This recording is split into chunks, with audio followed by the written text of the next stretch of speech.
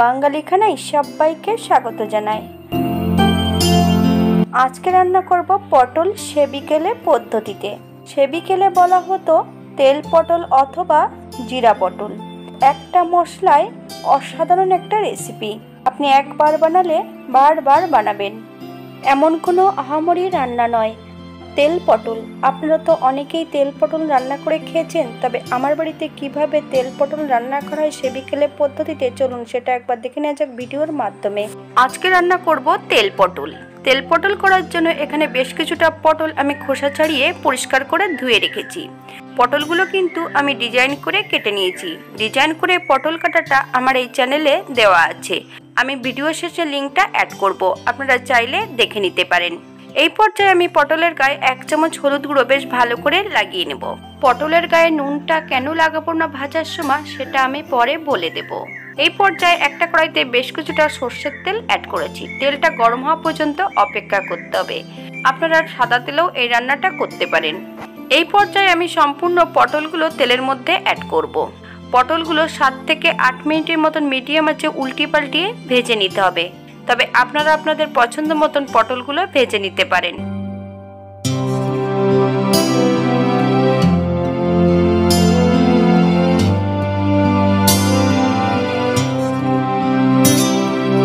অপর দিক থেকে বেশ কিছুটা মশলা বেটে নেব।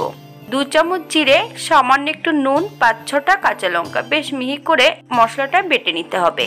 এই পর্যায়ে সম্পূর্ণ মশলাটা বেটে নিয়েছি।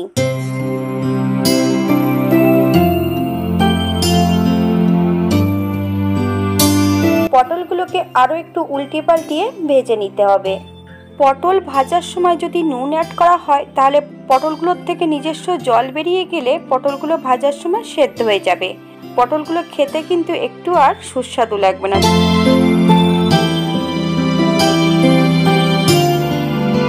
যদি ভিডিওটি ভালো লেগে থাকে তাহলে চ্যানেলটি সাবস্ক্রাইব করে দিয়ে পাশে থাকবেন। পাশে থাকা বেলটি বাজিয়ে দেবেন, নইলে নিত্য নতুন রান্নার নোটিফিকেশন পাবেন না।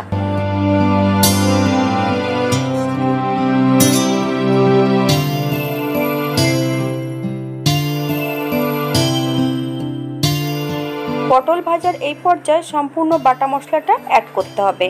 2টো কাঁচা লঙ্কা, আপনারা যদি পছন্দ করেন তাহলে লঙ্কার পরিমাণটা বাড়িয়ে দিতে পারেন। এই পর্যায়ে অ্যাড করব 1/2 চামচ হলুদ গুঁড়ো, 1/2 চামচ নুন। আপনারা স্বাদ অনুসারে নুনটা অ্যাড করবেন। 4 থেকে 5 মিনিটের মতন মিডিয়াম আঁচে বেশ ভালো করে মশলা সহ পটল দিয়ে ভেজে নিতে হবে।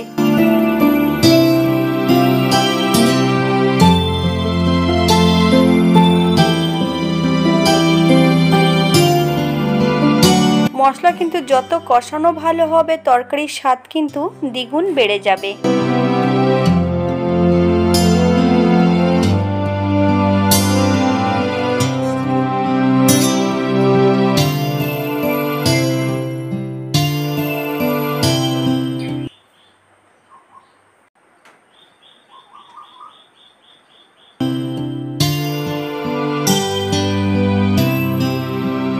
এই পর্যায়ে 1 চামচ চিনি অ্যাড করব।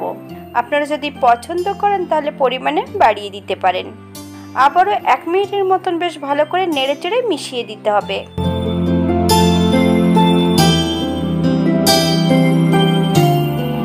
এই পর্যায়ে অ্যাড করব মশলা ধোয়া বাটি থেকে সামান্য একটু জল। মিডিয়াম আঁচে 2 থেকে 3 মিনিটের মতন মশলা সহ পটল দিয়ে বেশ ভালো করে কষিয়ে নিতে হবে।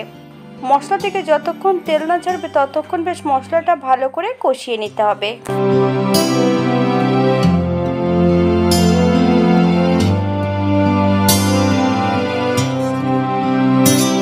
মশলা থেকে তেল ছেড়ে দিয়েছে। এই পর্যায়ে আমি 1 কাপ জল অ্যাড করব। আপনাদের যতটা গ্রেভির প্রয়োজন আপনারা ততটা জল অ্যাড করতে পারেন।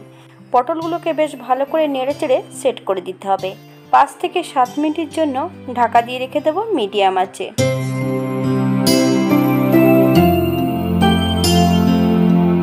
7 মিনিট পর ঢাকা খুলে হালকা হাতে একটু নেড়েচেড়ে নিতে হবে।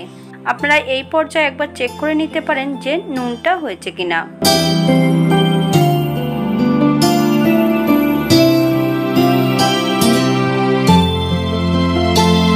চামচ কাঁচা সর্ষের তেল অ্যাড করব। আপনারা যদি পছন্দ করেন তাহলে পরিমাণে বাড়িয়ে দিতে পারেন। এই পর্যায়ে আমি গ্যাসের ফ্লেমটা অফ করে দেব। হালকা হাতে একটু নেড়েচেড়ে 5 মিনিটের জন্য স্ট্যান্ডিং টাইম দিতে হবে। তারপর সার্ভ করব।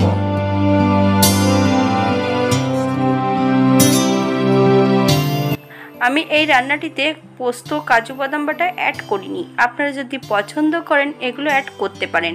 যারা পেঁয়াজ রসুন খাবেন তারা অবশ্যই পেঁয়াজ রসুন অ্যাড করতে পারেন। তবে তেল পটলে পেঁয়াজ রসুন অ্যাড করলে খেতে কিন্তু সেই সুস্বাদু হয় না। এটা দেখতে যেমন ভারী সুন্দর হচ্ছে, এটা গরম ভাতে খেতে কিন্তু অসম্ভব ভালো। আপনারা বাড়িতে একবার একই পদ্ধতিতে বানিয়ে নেবেন। আমি আজকে রান্নাটি করেছি সম্পূর্ণ নিরামিষ। আপনারা যে কোনো নিরামিষের দিন এটা রাখতেই পারেন। হাতে যদি সময় থাকে তাহলে একটা লাইক, কমেন্ট, শেয়ার করবেন। আজকের ভিডিওটি এই পর্যন্ত। সবাই সুস্থ থাকবেন, ভালো থাকবেন। অন্যদিন নতুন রেসিপি নিয়ে আপনাদের সামনে আবার আমি হাজির হব। নতুন ও পুরনো সকল বন্ধুদের অসংখ্য ধন্যবাদ ভিডিওটি দেখার জন্য।